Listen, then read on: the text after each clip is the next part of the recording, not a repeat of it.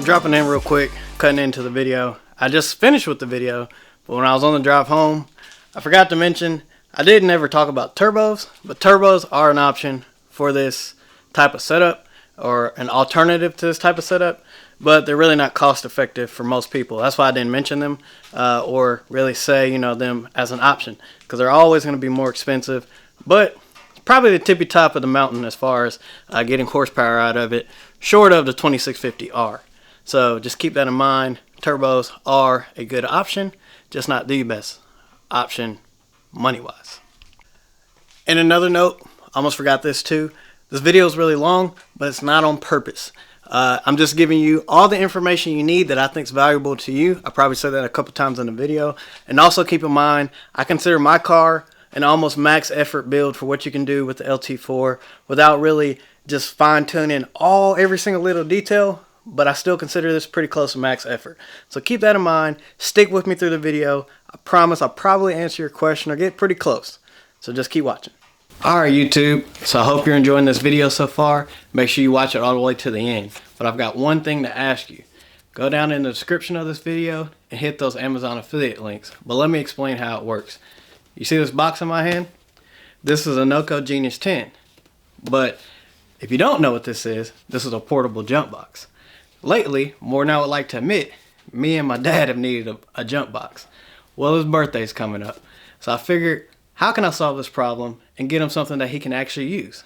Well, I said, let's get him a jump box. Hopped on Amazon, clicked on my Amazon affiliate link, and bought it. So this is going to be the first link in the description below. But here's the trick.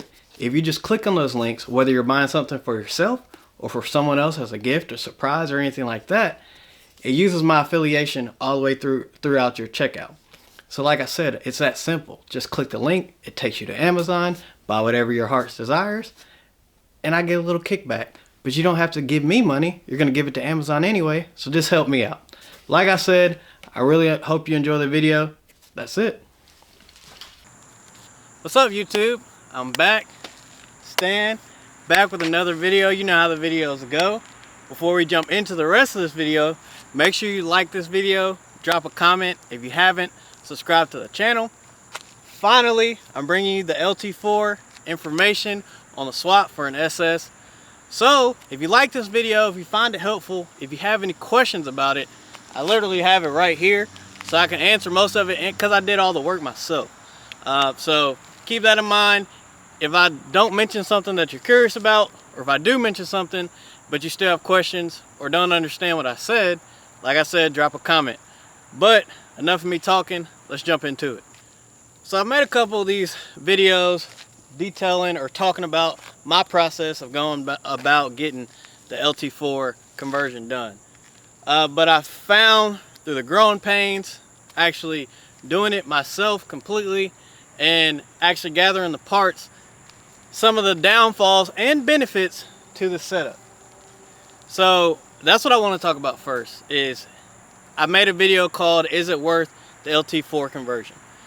Which is basically, if you don't know, you're taking an LT4 supercharger. Primarily, if you're going to do it on a Camaro, you're better off trying to get one off of a 2017 or newer Z01 or a CTS-V. V3, that would be the LT4 CTS-V.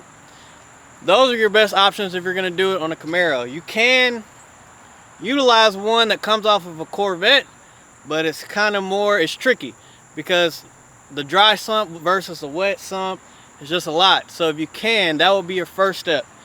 And that's the main piece to the puzzle. You got to get the supercharger. Like I said, that's what you're doing. You're basically making this supercharger work on an LT1 car. So, back to what I wanted to say. Is it worth it? The God honest truth, dollar for dollar, headache for headache, power for power, it's not worth it. It's not worth it. I'm just going to be 100% honest with you. It is not worth it. The amount of money you have to spend to make it work, not that it's a lot, we're just talking about the amount of money you have to spend, the amount of parts that you have to get to make the supercharger work. And I use work very lightly. You're forcing this supercharger to work. You're not just slapping it on, turnkey, and it goes. No, you're forcing the supercharger to work on this car. And power for power, for the money that you have to spend, I feel like there's better options out there, even for a car not as deep as mine, to get certain power levels. But let me explain that, because I know you're like, what the heck is he talking about? So like I just said, you're forcing the supercharger to work on this car. And I'm really sweaty right now, and it's kind of weird, but it's hot in Georgia. So just understand that all this, it's really hot. It's Georgia. I tried to wait till the evening, and it's still almost 90 degrees. So yeah. So you're forcing the supercharger to work.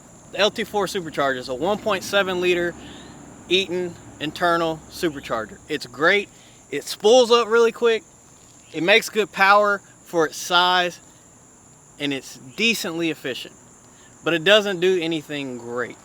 Your Magnuson 2650 has a monster cooling. Can make crazy power from the lowest torque number, RPM, all the way to the top of the power band to your higher RPM, just spinning the heck out of that blower. And you don't even have to spin it that hard to make a lot of power. Your Whipples, your 2.3 liters, they're a good happy medium. They make a lot of low end torque. They don't really carry the power like crazy, but they're fairly efficient.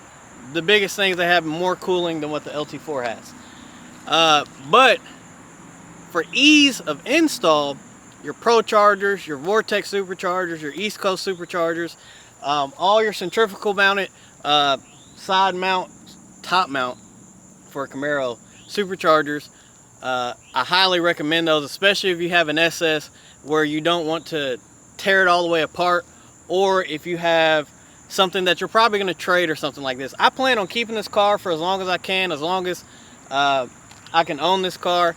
It's paid for, it's mine. I can do whatever I want with it. So I plan on keeping this car. So this isn't the last step for my car. I have other things already turning in my head, but this just happened. So like I said, there's better options on the market. Just remember this. This is not cheaper than anything else. That is the biggest thing people ask me on Instagram, through email I've gotten some, and even on YouTube. Will you save money?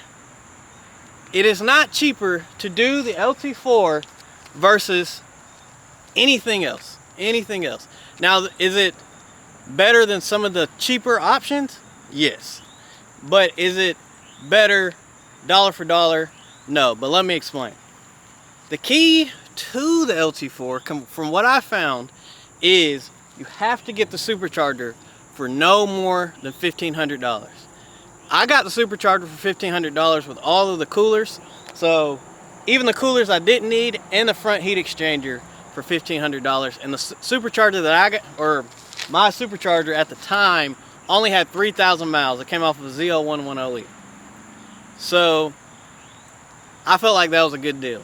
But after looking at all the numbers that I spent, it's the key. Because I've had people ask, I mean, they're paying $2,000, $2,500 for just a supercharger with like 30,000 miles on it. I don't think that's going to be very helpful for you to achieve this build to save money. If you're going to do it to save money, you got to get it for as cheap as you can, because you got to remember, that guy, whoever's selling his LT4, he already has something else going on in the car. He's just trying to recoup a little money, but he wants it gone as fast as he can because there's nothing else he can do with it. So, like I said, you need to get it for as cheap as you can.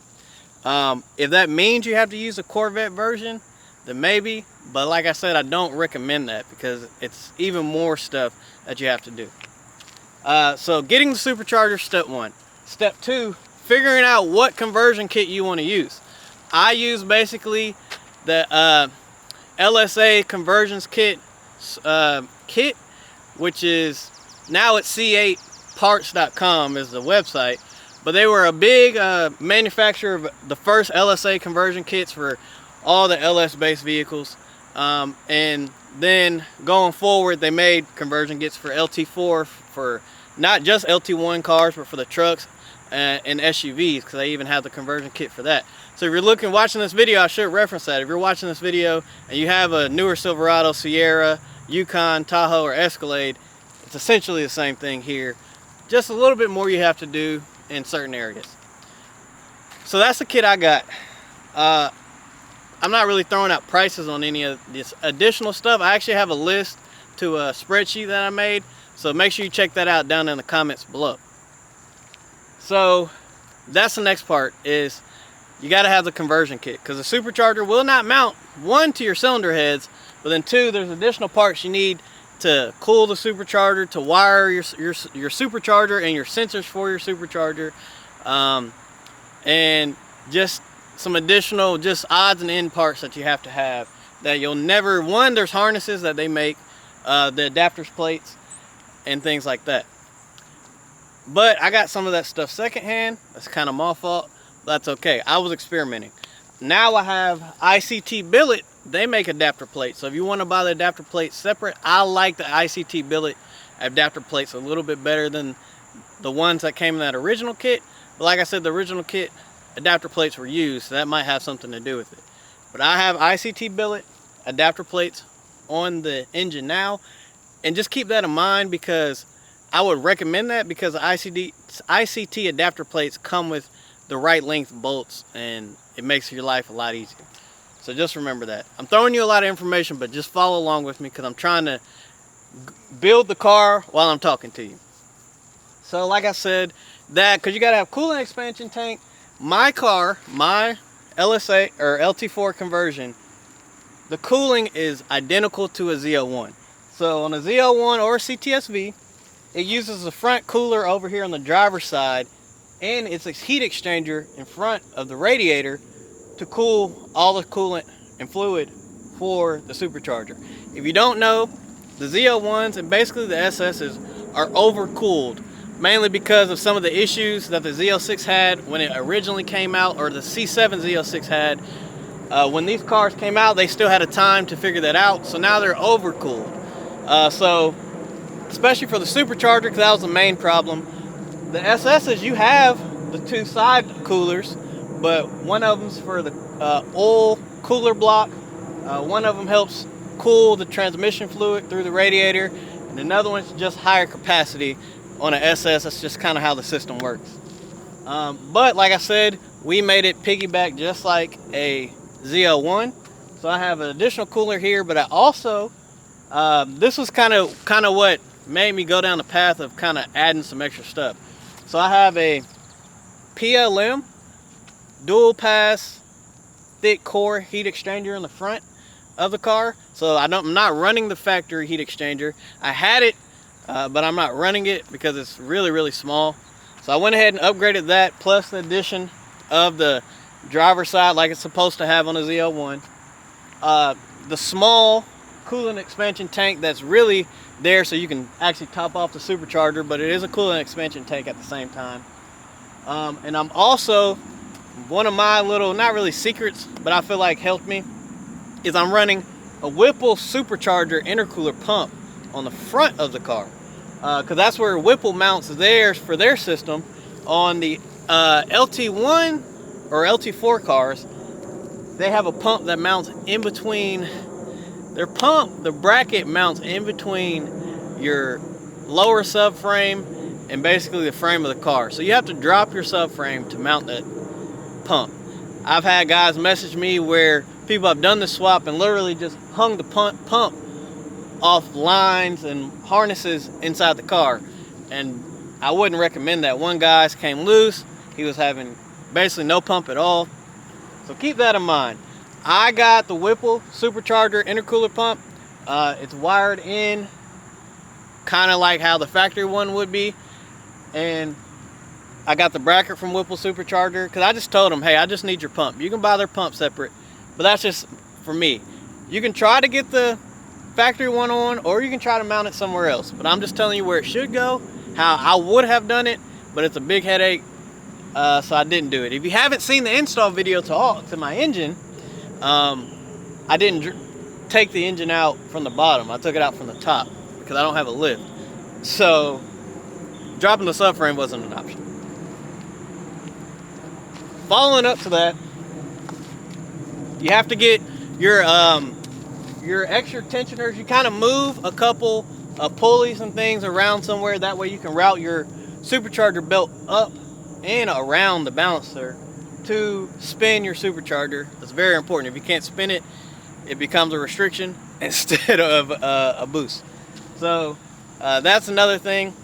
Like I said, there's wires, harness, lines, coolant lines. There's no oil lines for the supercharger, but things of that nature that you need in this kit.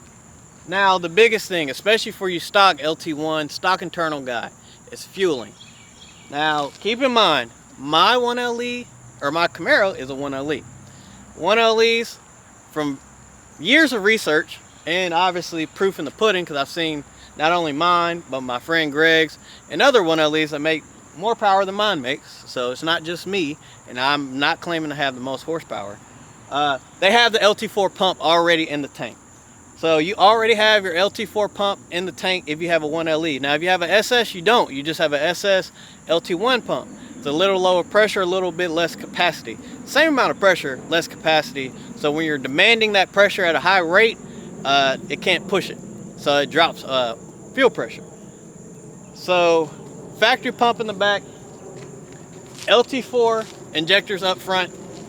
So all 8 injectors are LT4 factory injectors. LT4 high pressure fuel pump on the back side of the motor, and also a basically not overdrive cam, but a bigger cam. If you know about them, they're actually smaller cams to drive the high pressure pump harder. That's a lot of research that I had to do, but like I said, I have a high pressure fuel pump cam lobe on the cam. That's the easiest way to put it. So my fuel system, basically on E85, because I can run pretty much as much E85 as high a percentage as I can get in it. Like, I'm not capped at 50% E. I think we dynoed it at like 63% E or something like that. We wanted to get it to like 70, but you got to get really good E even to do that. And I could have put like you know, a racing version of E85 in it. But anyways, so like I said, I think it was like 60 to 63% E. Ran it just fine. Injectors were only at like a 2 millisecond pulse width or something like that. If you don't know what that is, basically that's how much they're overworking. You can make them all the way up, from what I've round, to a 6 millisecond pulse width. It's a lot of research, and I probably didn't even say it right, but we weren't really tapped out. The injectors are kind of the limitation in a way. If you're gonna run an SS fuel pump, you need a DSX fuel system, or auxiliary fuel system, not just DSX. There's other versions. We had a DSX fuel system on this car. It hated it. That's another thing. I'll get into that in a second. It had DSX on it. It hated it. So it has the controller and the module still in there, but the actual fuel lines, the pump, they're out of the car. I still have the system. If I ever go to a higher horsepower and goal and higher boost, I may put it back on. So those are the key components. Your cooling, obviously you got to drive the supercharger, and your fuel system. Now my car in particular, I have a fully built LT1. I have Wiseco pistons, Texas speed rods, factory crank, but fully built bottom end, ARP head studs, ARP main stud, ARP rod bolts. Yeah, I have even ARP exhaust bolts. So literally studded from top to bottom, not just bolts, not heads bolts, or I'm talking head studs, main studs, all the way throughout the engine, with brand new bearings, obviously. And that's my engine. Stock LT1 heads, that was the one thing that I didn't do. I didn't go get them ported. They obviously have valve springs in them because I have a Texas speed cam in the engine, but it doesn't have higher flow heads. It's just a stock LT1 heads. I will say that's, for me, as far as my horsepower goes, I feel like that was the one restriction that I was having. But if I ever get a wild hair and I just really want to do it, I guess I could put some heads on it. But I kind of like the way the car is, so that's how that works. So like I said, fully built engine. I did that because as an LT1 car, the pistons that we have are not very strong. So I didn't want to deal with that headache because I want to make as much power as I could with this setup. I'm making this video, I'm doing this information. I was basically the test dummy for myself, for you guys. I wanted to be able to talk about this. I wanted to make this video. It took me 2 years to get to this point. So if you think that I'm talking too much, it's because I did all this research. So before you drop in the comments and say, all you did was talk about it, I'm gonna show you the rest of the car, but you need this information if you're considering it. And if you're not, you're just watching it, then cool, I appreciate you. I almost forgot what I was talking about because I went on a rant right there for a second. But like I said, I didn't want any headaches. I didn't want any breaking parts, rebuilding stuff, taking stuff out, putting it back in. I have my 2002 Silverado. I've had that for a long time. That was my experiment. I learned from that truck. I broke stuff, fixed stuff, did it wrong, had to do it right, things like that.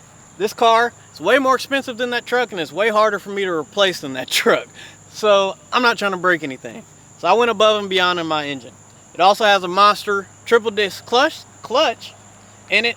The stock clutch for where I'm at horsepower could handle it, but we'd be close to the edge of what the stock clutch can be, because I have a manual 1.0 not an automatic. This is a 17, the first year for the 1.0, the anniversary year.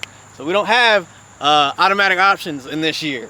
So keep that in mind too. So like I said, a monster triple disc clutch, that whooped my tail for about a week before I could get the engine in. So I have that. I have the Rotofab intake, like you can see, and I have the K-Tech throttle body. But that's enough of me talking. I'm gonna show you a little bit more about the car while I talk. All right, so I can hear the comments rolling through. Why is he talking so much? He hasn't showed us the car.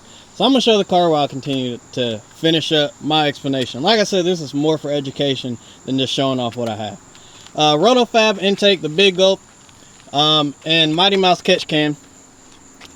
I had a Nick Williams 103. So if you've seen any of my posts on Instagram, any of my teaser videos, anything like that, I had a Nick Williams 103mm throttle body. After some trial and error on our end, as well as collaborating with other guys who have done this swap. This is a LT5 95mm factory throttle body. Kind of from what I've gathered, this is your best throttle body and the biggest you can run without a lot of headaches. And I'm going to touch on why here in a second, but let me finish up. Like I said, Mighty Mouse catch can on the car. This is your cooling expansion tank, kind of what I was talking about. If you can see right below the blower, probably can't see it because the camera won't focus, but there's adapter plates right there between the head and the supercharger. So that's another piece. You basically have to have harnesses like this. This is a piggyback harness that piggybacks off the map sensor to run one of the mass airflow sensors for the supercharger. You have to be able to basically push another mass airflow sensor back here in the back of the supercharger. That comes from your factory manifold. I have at 18% or 15%, I can't remember which one. I think it's a 15%. Overdrive lower pulley down there. You can't see it, but it's on a ATI balancer with the ARP bolt down there as well. So we're pretty strong down there. Stock upper pulley. So it's a 2.5 diameter pulley.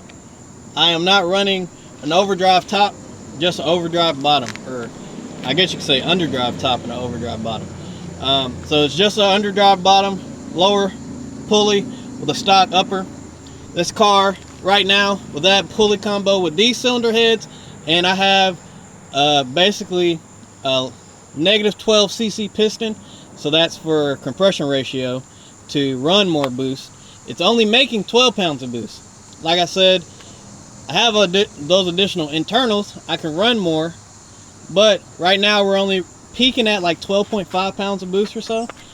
So only making 12. That's about what a 2.175 or 2.3 overdriven ZL1 will make without a lower. Well, they make like almost 10 peak on a LT4 car. So 12 psi with that pulley combo there. Like I said, you can't see it, but we've got the heat exchanger down in there. Let's see if it'll show up for you. The Whipple pump right back there hiding, and my horns are there as well because you have to move the horn. But the Whipple pump is right there if you can barely see it. Alright, so that's majority of the stuff you need. Like I said, I have a list in the comments down below. But let me give the last little caveat to why the LT4 isn't worth it. It's the headaches. Getting the parts, you gotta have the right parts. You're making an SS LT1 car be an LT4. So I did the route of fully converting to LT4 as much as I could. Some people will go the in-between, and that's what those beginner conversion kits are for. They also make a deeper conversion kit, and that's basically what I have, plus a little bit. So getting certain parts can be tough because you're like, do I get the SS version or do I get the Z01 version? So that's one thing. The hardest thing that I think everybody has experienced that I've talked to that has done this conversion is tuning. Tuning. If you're going to do this, find your tuner before you do anything and ask him if he wants to tune it. Because if he doesn't want to tune it and you have to go to somebody else who isn't able to figure out how to tune it, you're going to be for a world of pain, and you're going to be very, very disappointed. With the Whipples, with the Magnusons, with the factory LT4 car, you're not making those superchargers work. So superchargers have been made to work on an SS or a Z01. It doesn't matter. They have specific kits for both setup. But with this, you can only run an SS ECU or an SS tune, but you're trying to run it like an LT4. And that's very hard to do. The only way that we found, for the most part, how to make it run like a Z01 fully is you'd have to replace the entire harness. So you'd have to replace the entire harness from your SS. That includes the transmission. So the transmission, even if you have a manual, is included in the engine harness. You'd have to change that from an SS to a Z01. And that's not fun. I looked at it. I didn't consider it, but I looked at it and I was like, no, it's not that serious. Because you can put a Z01 tune on it, and we actually did that, but you get check engine lights galore. So keep that in mind. We've also thought about repinning my harness because the techs at my dealership, he recommended that may work, but we haven't tried that yet. And I finally got the car to a state to where I'm happy with it. So tuning, like I said, you gotta, if you really want to do this, make sure you find a tuner who actually tune it and tune it right. Someone who's experienced with LTs, or someone who has tuning experience in general. Don't go to your buddy. Don't go to a guy that just opened a shop a year ago. Don't go to a guy that doesn't have a dyno. Make sure you go to someone who has appropriate tools and experience to make sure your car is taken care of. Because, like I said, tuning is literally the hardest part of this whole conversion. You can make the parts work. You can buy the parts. If you have the money and you don't care about the money, you just want to make it work. Not to say I didn't care about the money, because I did. If I could do it all over again, that LT4 wouldn't be on there. But I was determined to make it work, so I spent the money and did the appropriate things. If that's the case and you want to do that, then fine. But make sure you have the tuning, because otherwise it's going to be a headache. So that's the biggest thing, is tuning. One thing that I forgot while I was talking about it is another trick to the madness on my setup is the blower itself. So I have a Kong ported supercharger that I sent to Kong. Just a few weeks ago, I actually blew the supercharger up, basically. Had to send it back to Kong. They rebuilt the supercharger. They went ahead and did the export on it. So it's fully Kong ported all the way to the export. So the blower is ported. That's another key to how I'm going to explain this horsepower number to you here in a minute. So just keep that in mind, because I didn't say that at all. But my blower is ported. So we talked about tuning. We've talked about the money you have to spend. We have talked about the parts that you need. Now let's talk about my car in particular. How much power did I put down? Stan, how much power did you put down?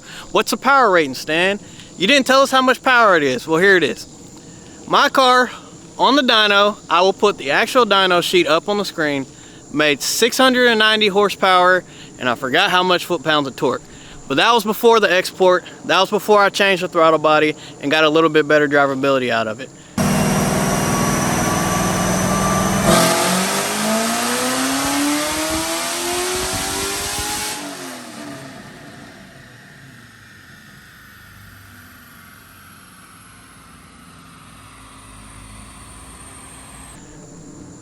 I wanted 700 horsepower.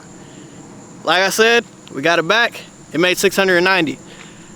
We could have put more E in it, and I can run more boost on it. But I have the export now. To take advantage of the export, you have to drive the blower really, really hard.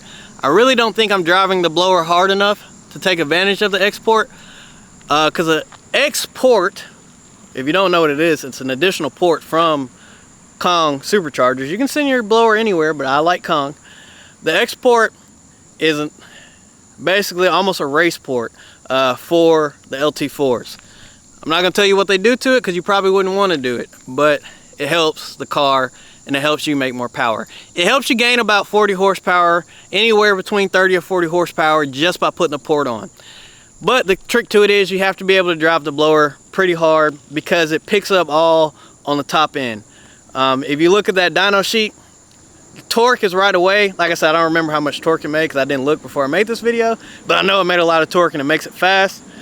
But the power kind of carries very far. That's where that export would take it over and get it over 700. Like I said, I have changed my throttle body since then, but it's a very, very small change. I honestly think the export and that throttle body will balance itself out, but I am hopeful that the export will carry that horsepower.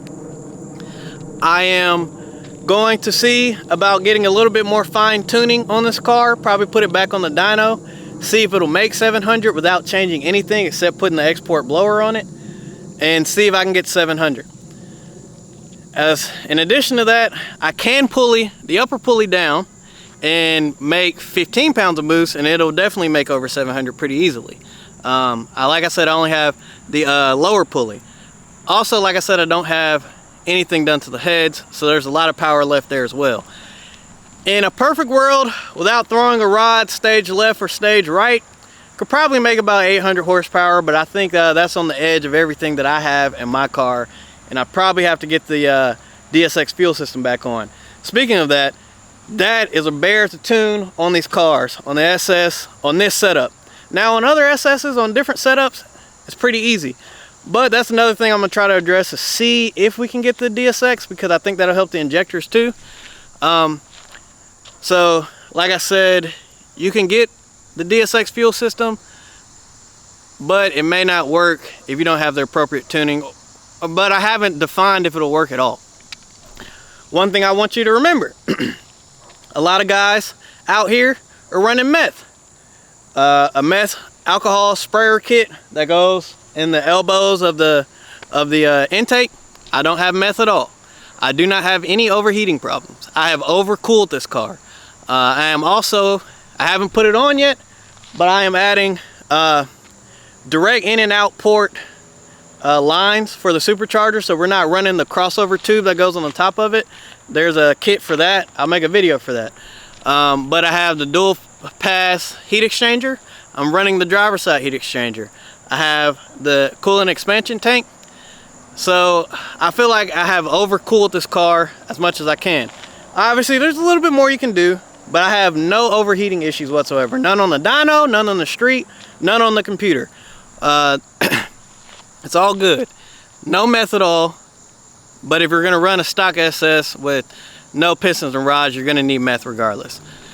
So, like I said, it made 690 on 12 pounds of boost, no meth. Like I said, I can't remember the alcohol rating, but let's say I'll take the high numbers. 63% E, 690 horsepower. There's a lot of power left on the table. I think it can make 750 fairly easily. But like I said, there's a little bit more that needs to be done. I don't think you can make that much power without some of the parts that I have, additional parts on an SS. I found that the low 600s is where that is. It's 6. And I mean, these guys are running them hard, and I'm really scared for some of them but like 630s max. I mean, you can get in the 5s pretty easy. I've seen 580 without too much effort putting this blower on. You can definitely get there, but anything over that, 625, 630, I'm scared for your pistons. I'm really scared for you, and I want you to maybe consider something else.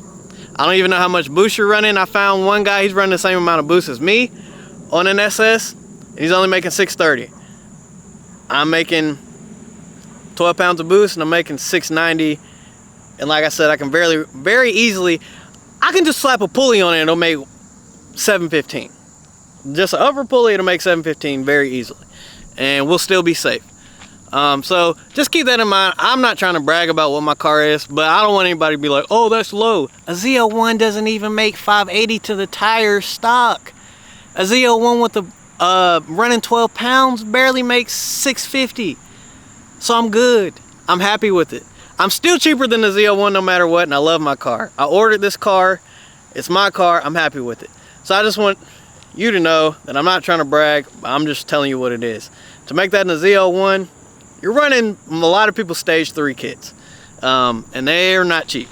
I did all the work myself, so if it barely makes 700, oh well. Did you do the work yourself? Probably not. I did. It's okay. It's okay. I'm happy with my power. But I think that's it. We're gonna drive the car. I'm gonna let you hear the car, but I pretty much think that's it. I've thought about this video a lot. This is gonna be a long video, but you gotta stick with me because it's important. Let's listen to the car.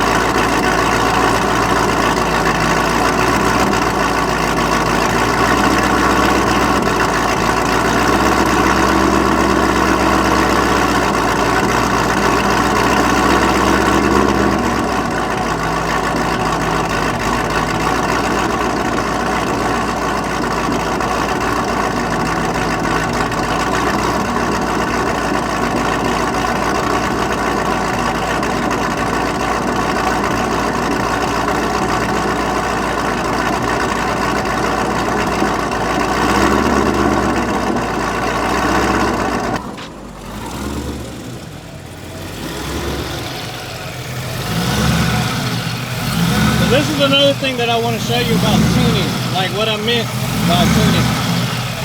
So, this car sounds like it has blower surge. One, the idle's too low, but that's okay. But two, we'll fix that, is what I mean. But two, with the cam that I have, it has low vacuum and high vacuum.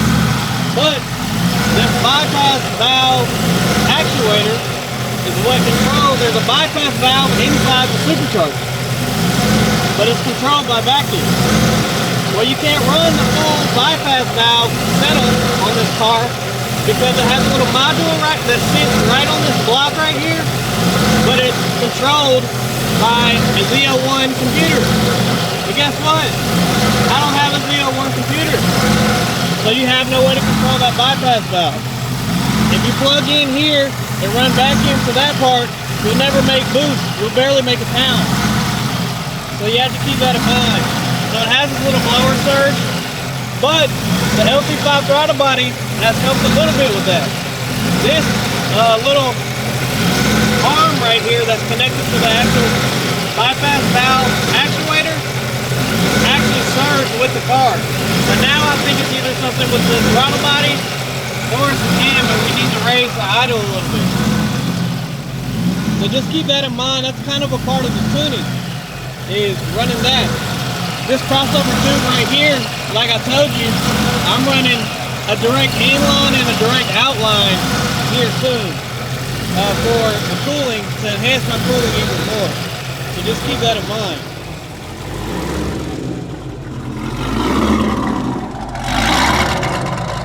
So like I said, if you can hear me, it sounds like we have blower surge.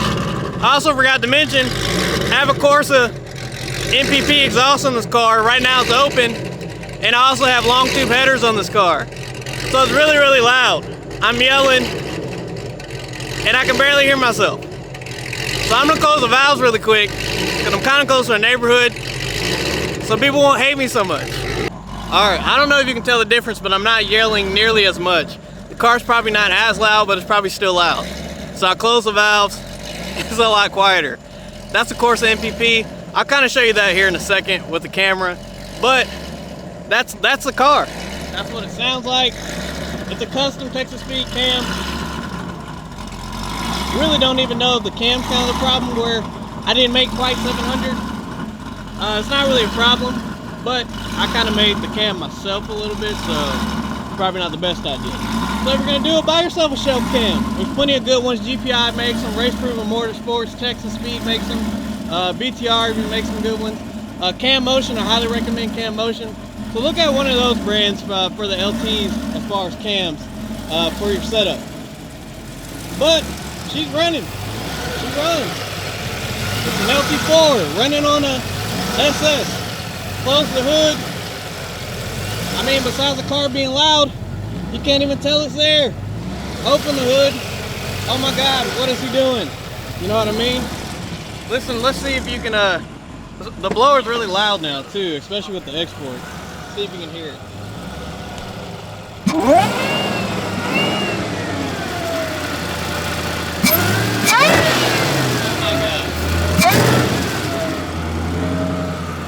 Okay, that got really, really loud.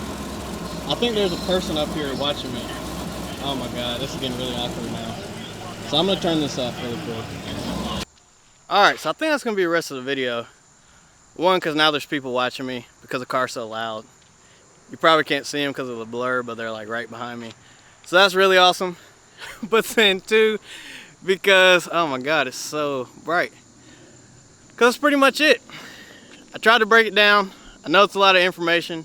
I know it's a lot of me talking. But that's what you need to know before you spend money on this. What do I recommend instead? Go get you a basic ProCharger kit or a basic Vortex supercharger kit. They're pretty much guaranteed to make high 5s, low 600s on whatever car you got if it's not a Z01. So I would recommend that. If you have a truck or whatever, Escalade, Yukon, look at those as well. They make them for those too.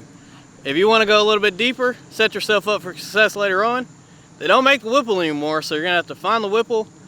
But if I could do it all over again, I'd just get a 2650. The amount of money I've spent with this engine, I could get a 2650 and almost make 800 horsepower on 10 pounds of boost. Maybe 12, maybe run 12 again and make a little bit more horsepower, a lot more horsepower. But I am happy with the horsepower I made. I thought about it when I was doing a couple transitions. This car only made, max it made ever was 425 horsepower or something before this. And now I'm making, I mean, I'm gonna say 700 no matter what. I'm making 700 horsepower. So, I mean, we at least picked up 250 horsepower. No matter what, we picked up 250 horsepower. So can I be mad? That's a lot of power for the money that I spent now I really think about it like that. But, it's your boy Stan. I'm gonna try to set up a GoPro before I leave so you guys can kind of hear the car sing a little bit. But that's it. Drop a comment, like this video, subscribe to the channel. I'm out. Peace. I don't know why I did this, but peace.